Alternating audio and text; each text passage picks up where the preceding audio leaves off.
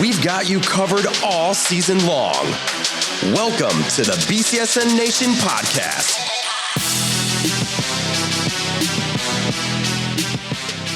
All right, here it is. Welcome to the BCSN Nation podcast. It's season 2, episode 30, presented to you by Buffalo Wild Wings. Let's go sports bar. We are back for softball and baseball season. Spring is sprung. I got Justin Feldkamp with me, and we have a special guest with us for softball edition. We got 𝗦𝗽Ce𝗿𝘆. Those of you at home that don't know who she is, she's got some credentials, okay? She's Clay's all-time record leader in RBIs, home runs, batting average, played in 119 games at UT. No big deal. She kind of knows what she's talking about.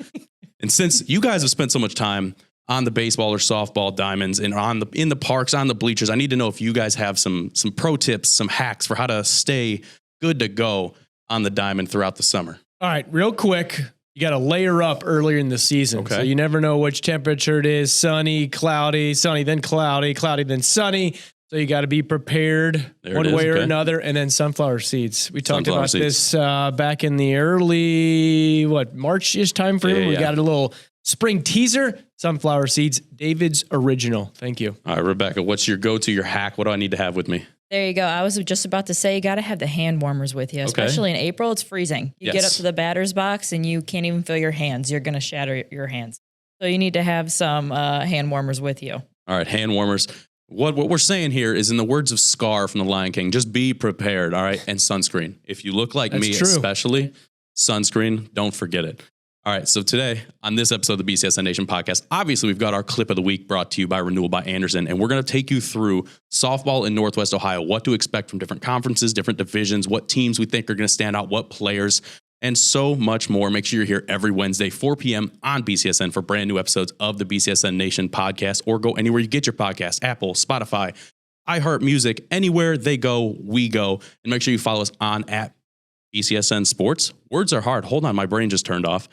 TikTok, Twitter, Instagram, YouTube, anywhere where you're going to hit the follow button, we are there. And I'm going to stop talking. I'm going to let the experts talk, and we're going to start with the NLL, the Buckeye and Cardinal, new look in the NLL this year.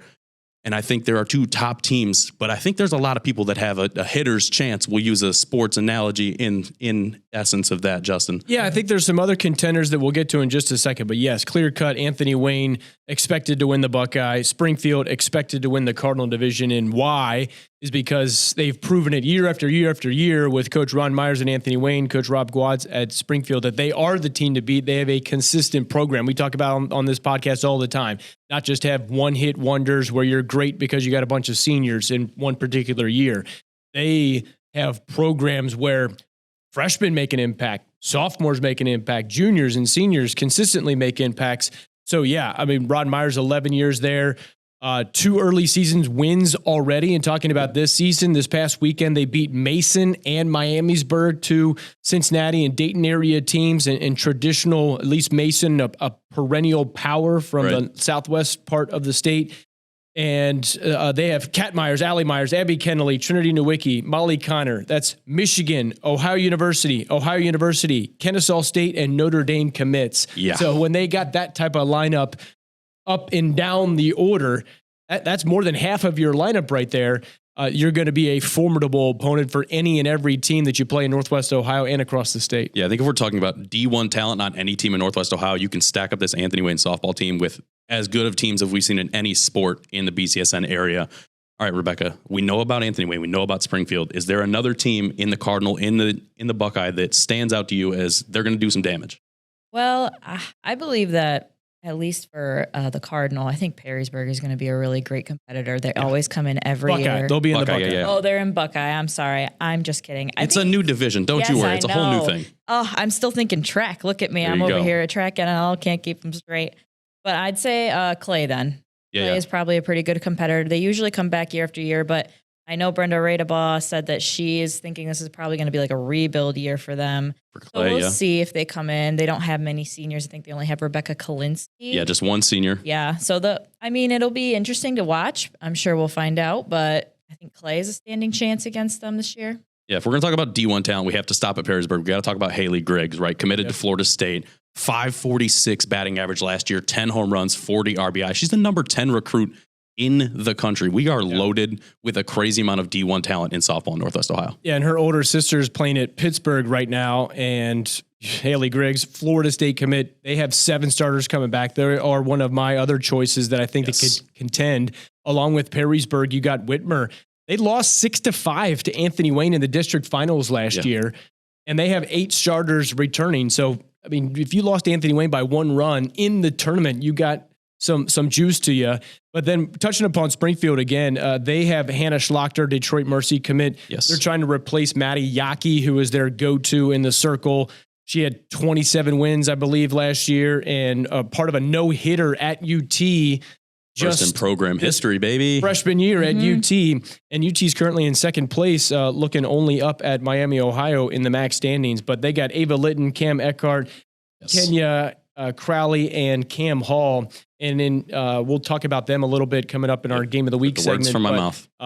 Anthony Wayne versus Springfield, by the way. Anthony Wayne at Springfield, Monday, May 6th Mark at your 5 calendars. o'clock. That game is on BCSN's app, the BCSN Plus app, and that's the only time that they will meet this year because they are in 2 separate divisions.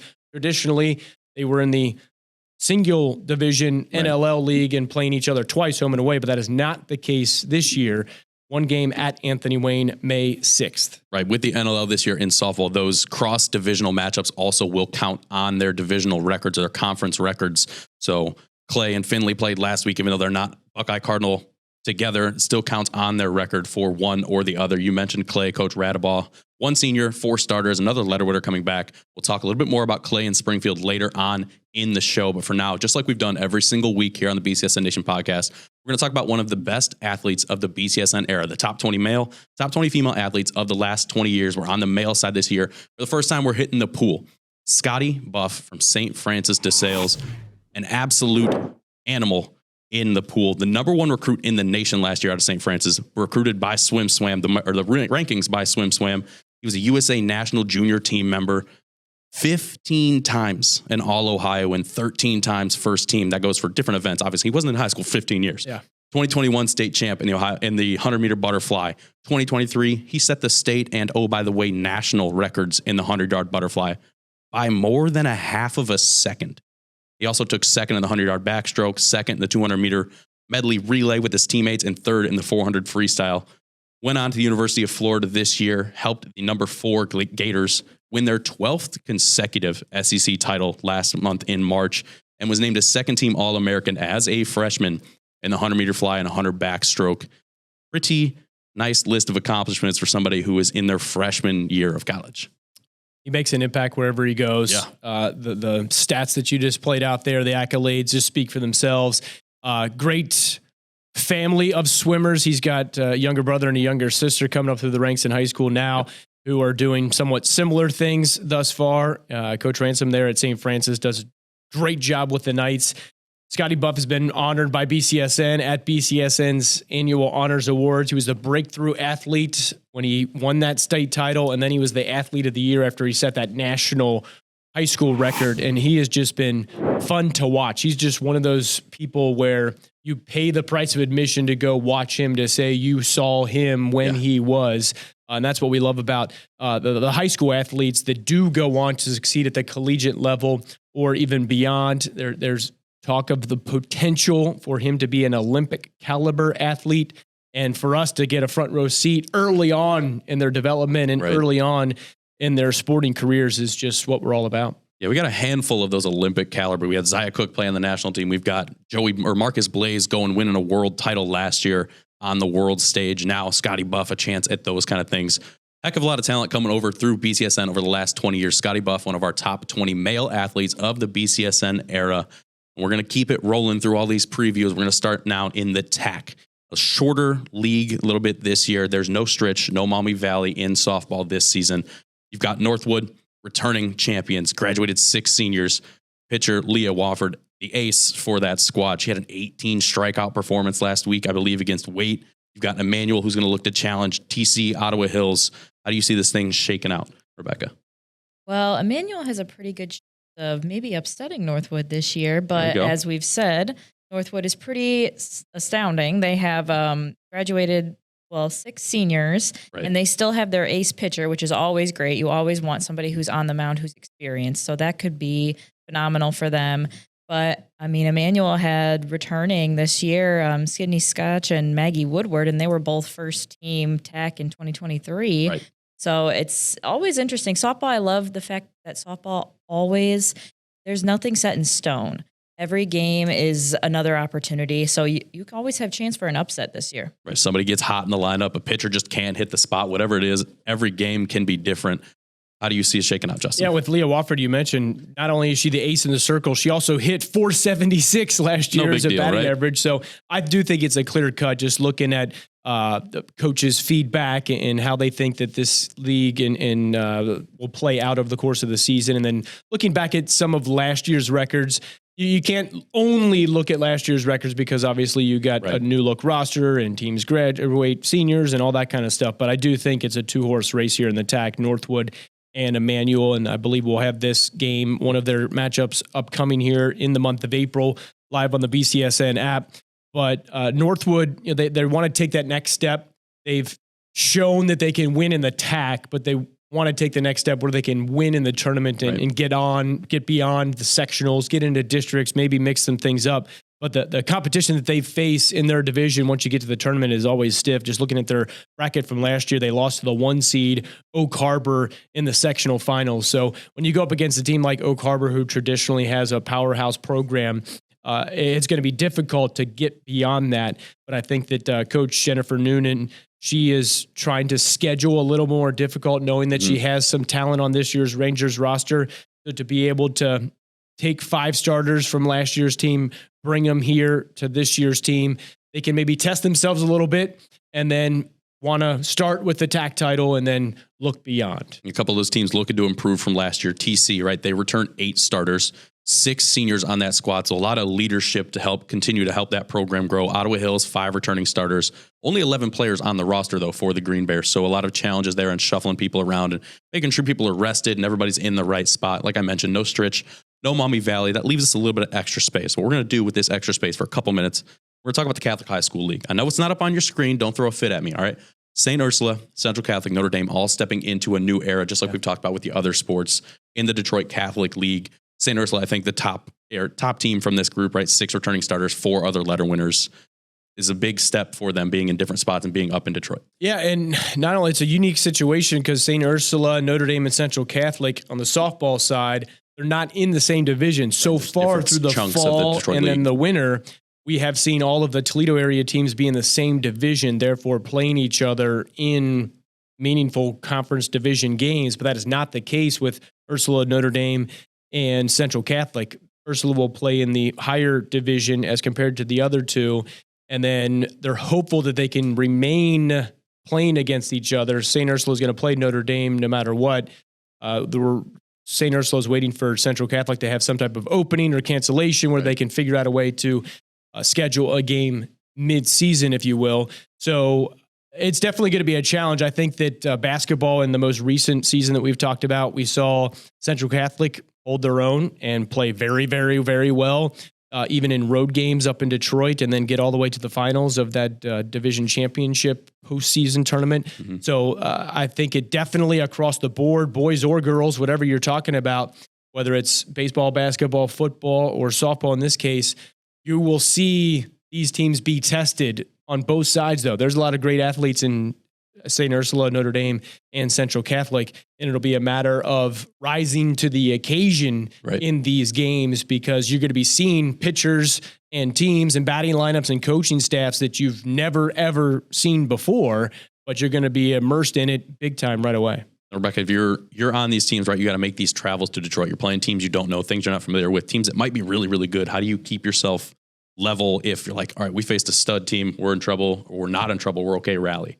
Well, I mean, if you focus on the if, ands, whats, you'll get lost. You need to just hone in on your own skills, think about how you can better improve yourself. And I like to, when it was my time, I like to think of this as an opportunity. These are a bunch of girls that you have never played before. Right. They have never seen you hit. They don't know your weaknesses yet. They don't know your strengths. So they can go up against you at toe-to-toe. You just need to try your best and continue to do you. You have to rise to the occasion. I can't say it better. I don't have the experience on the diamond that she does. But what we're going to do, we're going to take a quick break. We're going to get a quick commercial from our own Buffalo Wild Wings. And after that, we'll be back with our clip of the week brought to you by Renewal by Anderson. Buffalo Wild Wings, buy one, get one free. Boneless Thursdays saved me so much cash. I can finally do everything I've ever wanted in life, like skydiving. You ready? No, this was a mistake, a huge mistake. I want to go back. Go, go, go! Yeah, I'll probably just use the money I saved to get more buy one, get one free boneless wings at B-Dubs. No brainer. Buffalo Wild Wings. Let's go sports bar. At participating locations, not valid with other offers or discounts. See website or app for details. Let's go sports bar indeed. And let's go right into our clip of the week brought to you by Renewal by Anderson.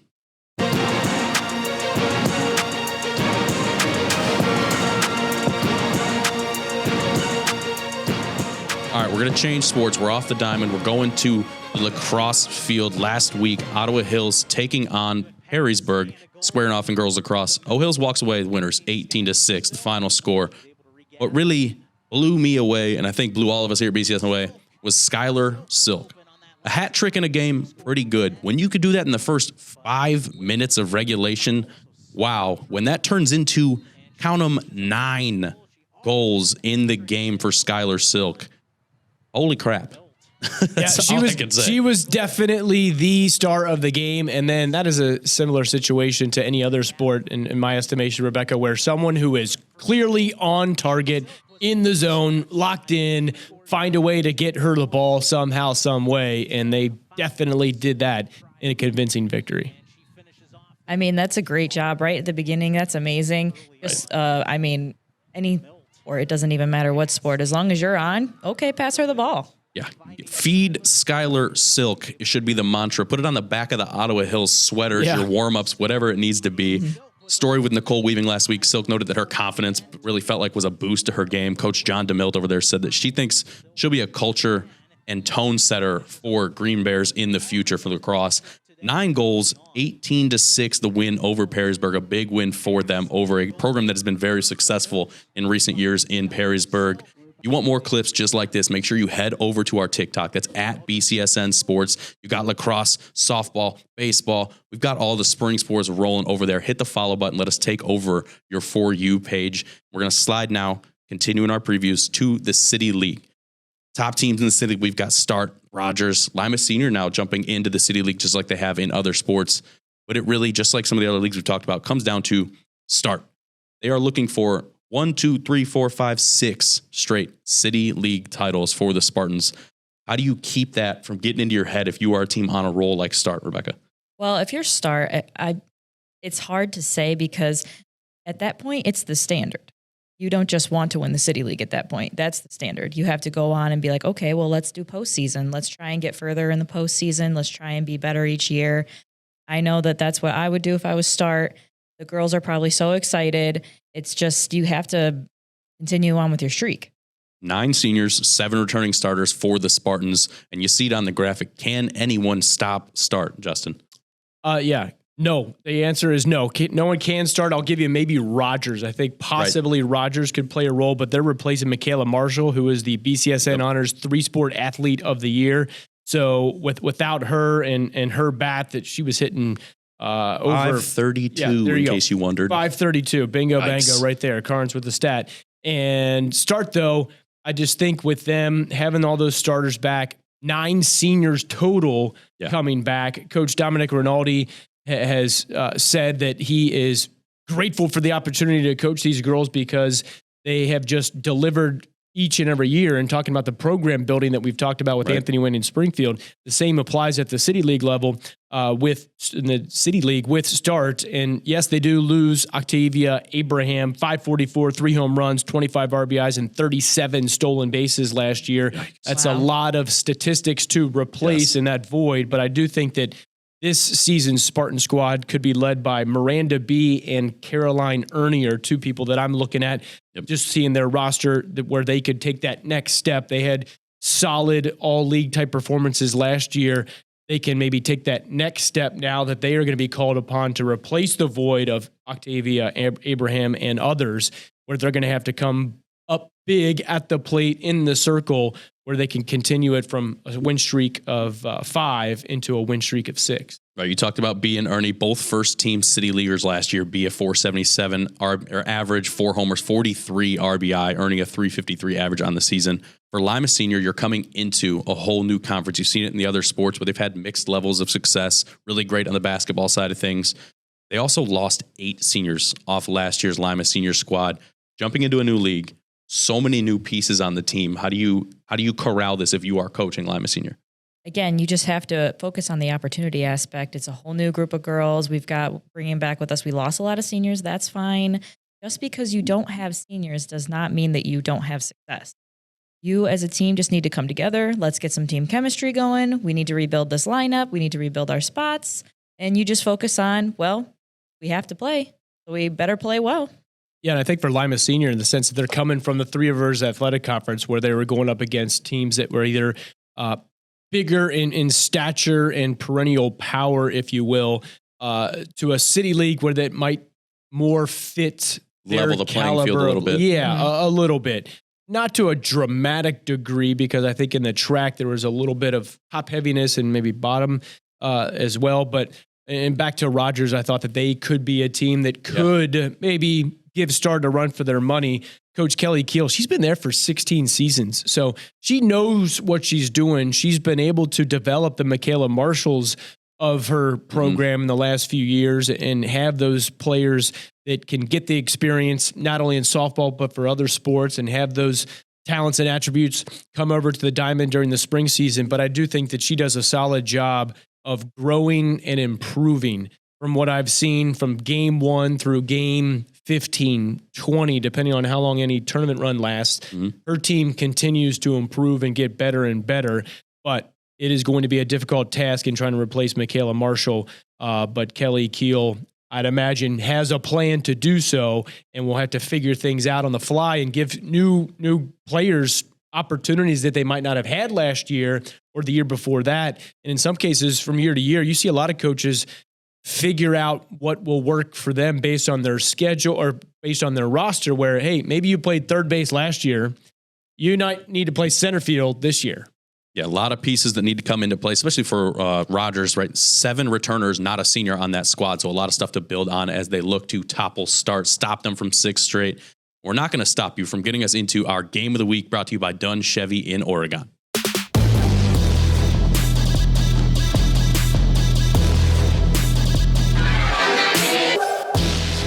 All right, game of the week this week. We touched on it a little bit earlier. Clay at Springfield, an NLL battle. Springfield coming in. They just came back from Cocoa Beach, Florida. They went 4-1 on their trip down to Florida. Cam Bam Eckhart, 471 average, 3 homers, 8 RBI.